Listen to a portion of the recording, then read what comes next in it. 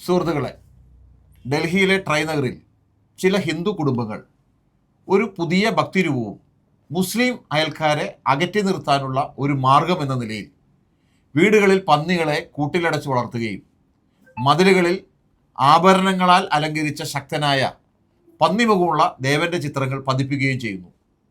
മറ്റ് ദേവന്മാരെ പോലെ തന്നെ മുസ്ലിം പ്രദേശത്തിന് സമീപമുള്ള പ്രദേശങ്ങളിലാണ് ഇത് നടക്കുന്നത്. കൂട്ടിലിരിക്കുന്ന പന്നികൾക്ക് അബ്ദുൾ റഹ്മാൻ തുടങ്ങിയ പേരുകൾ നൽകുന്നു. ഒരു മുസ്ലിം ആൾ കടന്നു പോകുമ്പോൾ ഈ പേര് ഉയർന്ന ശബ്ദത്തിൽ വിളിക്കുകയാണ്.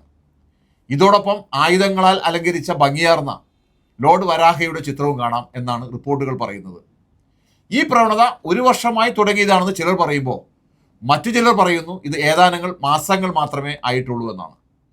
മുസ്ലിങ്ങൾക്ക് പന്നികളോടുള്ളത് എല്ലാവർക്കും അറിയാവുന്നതാണ്. അതിനാൽ അത് അവരെ പ്രകോപിപ്പിക്കാൻ ഉദ്ദേശിച്ചുള്ള ഒന്നാണ് എന്നാണ് കരുതപ്പെടുന്നത്. ഇത്തരം രീതികൾ സാധാരണയായി സമൂഹങ്ങൾ തമ്മിലുള്ള വൈരാഗ്യഭിത്തികൾ പണിയാനുള്ള മുൻപടിയാണ്. ഇത് ആരുടെ വിഷമയമായ ചിന്തയിൽ നിന്നാണ് ഉദിച്ചതെന്ന് അറിയില്ല. ഇത് ഡൽഹിയിലെ ഒരു പ്രദേശത്തേക്ക് മാത്രം പരിമിതമാണോ എന്നും വ്യക്തമല്ല. പക്ഷേ ഇത്തരത്തിലുള്ള വിഭജന ഉപാധികൾ മറ്റിടങ്ങളിലും വ്യാപിപ്പിക്കുമെന്ന ആശങ്ക വ്യാപകമാണ്. വിദ്വേഷം പ്രചരിപ്പിച്ച് അതിലൂടെ ഹിംസയ്ക്ക് വഴിയൊരുക്കുന്നവർക്ക് ഇത് പുതിയ അധ്യായമായി മാറാം. അതേസമയം സെപ്റ്റംബർ 11 ആക്രമണത്തിന് ശേഷം ഇസ്ലാമിക് ടെററിസം എന്ന പദം പ്രചരിപ്പിച്ച് അമേരിക്കൻ മാധ്യമങ്ങൾ വളർത്തിയ ഇസ്ലാമോഫോബിയ ആഗോളതലത്തിൽ ശക്തമായ ഒരു പ്രവണതയായി മാറി. അതിനോട് സാമ്യമുള്ള ഒരു സംഭവം ന്യൂയോർക്കിലും നടന്നതായി റിപ്പോർട്ടുകൾ പറയുന്നു. മുസ്ലിം മേയർ സൊഹ്റാൻ മദാനിയുടെ ഓഫീസിന് മുന്നിൽ മാഗ അനുകൂലികൾ പന്നിവിരുന്ന് സംഘടിപ്പിച്ചത്. എന്നാൽ ഇത്തരം സംഭവങ്ങളിൽ ഒരു വിചിത്രമായ കാര്യം അവയിൽ അടങ്ങിയിരിക്കുന്ന തെറ്റിദ്ധാരണയാണ്. ഹിന്ദുക്കൾക്കും ക്രിസ്ത്യാനികൾക്കും പന്നി ഭക്ഷിക്കാനും വളർത്താനും സ്വാതന്ത്ര്യമുണ്ടെങ്കിലും അതുകൊണ്ട് മുസ്ലിങ്ങളെ അത് അലട്ടുന്നില്ല എന്നതാണ് റിപ്പോർട്ടുകൾ പറയുന്നത്. കഴിഞ്ഞ ഏതാനും വർഷങ്ങളിൽ ഇന്ത്യയിൽ പന്നി അത്ര ശ്രദ്ധേയമായ വിഷയമായിരുന്നില്ല. പകരം പശുവാണ് പ്രധാനമായും ഉപയോഗിക്കപ്പെട്ടത്. സ്വതന്ത്ര സമര കാലത്ത് തന്നെ സമുദായ വൈര്യത്തിന് പന്നിയും പശുവും ഉപകരണങ്ങളായി ഉപയോഗിക്കപ്പെട്ടിരുന്നു. ഗോവിന്ദ് നിഹ്ലാനി സംവിധാനം ചെയ്തതും ബിഷൻ സാഹിനിയുടെ കൃതിയെ അടിസ്ഥാനമാക്കിയതുമായ തമസ് എന്ന സീരിയലിൽ നാദു എന്ന താഴ്ന്ന ജാതിക്കാരനെ ഒരു രാഷ്ട്രീയ നേതാവ് പന്നിയെ കൊന്ന് പള്ളിയിലിടാൻ പ്രേരിപ്പിക്കുന്നു. അതിലൂടെ കലാപം ഉണ്ടാകുമെന്ന് അവനെ അറിയാമായിരുന്നു. അടുത്ത കാലത്ത് ചില സ്ഥലങ്ങളിൽ ക്ഷേത്രങ്ങളിൽ കാളമാംസം വെച്ചതായി ആരോപണങ്ങൾ ഉയർന്നിട്ടുണ്ട്, സമുദായ കലാപം ഉണ്ടാക്കുന്നതിനായി. ചില കേസുകളിൽ ബജ്രംഗ് ദൾ പ്രവർത്തകരാണ് ഇതിന് പിന്നിലെന്ന് ആരോപിക്കപ്പെട്ടു. ഉദാഹരണത്തിന് മൊറദാബാദിൽ കാളയെ അറുത്ത് ഒരു മുസ്ലിം യുവാവിനെ കുറ്റക്കാരനാക്കാൻ ശ്രമിച്ചതിന് ബജ്രംഗ് ദൾ നേതാവ് മോനു ബിഷ്ണോയി അടക്കം 4 പേരെ പോലീസ് അറസ്റ്റ് ചെയ്തതായി റിപ്പോർട്ടുകൾ പറയുന്നു. കന്നുകാലി സംരക്ഷണത്തിന്റെ പേരിൽ പ്രവർത്തിക്കുന്ന വിജിലാന്തി ഗ്രൂപ്പുകൾ നിരവധി ആക്രമണങ്ങൾ നടത്തിയിട്ടുണ്ട്.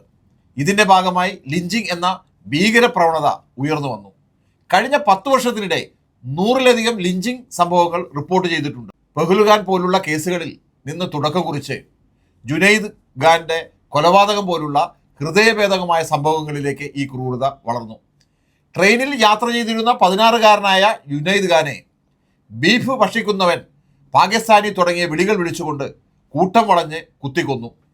ഇതിൽ ഏറ്റവും ആശങ്കാജനകമായത് സമുദായ വൈര്യങ്ങൾ വളർത്തുന്ന ശക്തികൾ പുതിയ രീതികൾ തുടർച്ചയായി കണ്ടെത്തുന്നതാണ്. വിദ്വേഷ പ്രസംഗങ്ങൾ ഇതിനകം വ്യാപകമാണ്. പ്രധാനമന്ത്രിയിൽ നിന്ന് താഴേക്കുള്ള നേതാക്കൾ വരെ പുതിയ മുദ്രാവാക്യങ്ങൾ ഉയർത്തുമ്പോൾ അവയെ പിന്തുടരുന്നവർ അതിനെ കൂടുതൽ അപകടകരമായ നിലയിലേക്ക് എത്തിക്കുന്നു. ഹംദോ ഹമാരേദോ, അവരെ അവരുടെ വസ്ത്രം നോക്കി തിരിച്ചറിയാം തുടങ്ങിയ പ്രസ്താവനകൾ, അതുപോലെ തന്നെ ഒവൈസിയുടെ വിവാദ പ്രസംഗങ്ങൾ എല്ലാം സമുദായ വൈര്യത്തെ കൂടുതൽ ശക്തിപ്പെടുത്തുന്നവയാണ്.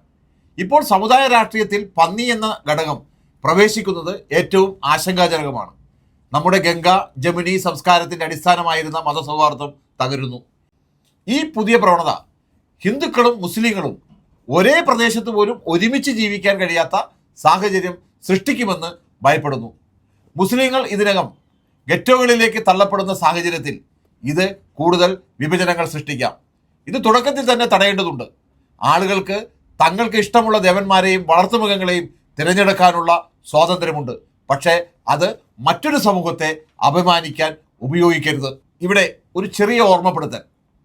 ലോർഡ് വരാഹ രക്ഷകനായാണ് അവതരിച്ചതെന്നതാണ് വിശ്വാസം.